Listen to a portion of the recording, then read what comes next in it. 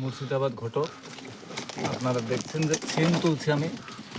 এই যে ছিম, এই ছিম তুলতে লেগেছি। এখন ছিম না তুললে অতিরিক্ত মোটা হয়ে গেলে খেতে ভালো লাগবে না। তার জন্যে এখন এই মুহূর্তে মাঠ থেকে এসে আপনার যখন ছিম তুলতে লেগেছি।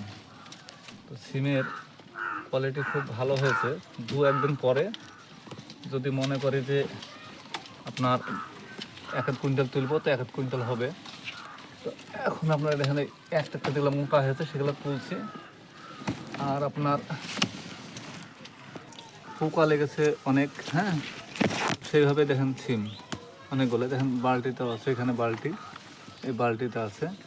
এখন এই অনেক সিমের একবার বাহান সে দিয়েছি, তো সেইভাবে আপনার তুলতে হয়েছে।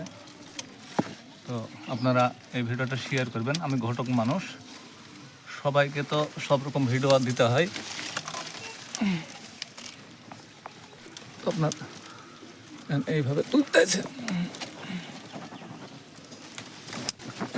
এই দূরে পারে আছে, বিশাল অসুবিধা হয়েছে এই বেড়ার মধ্যে বা টালি।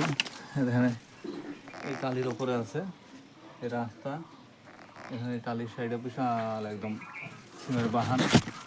এই বাহান থেকে তুলতে হয়েছে আপনার ভিডিওটা শেয়ার করবেন সবাই।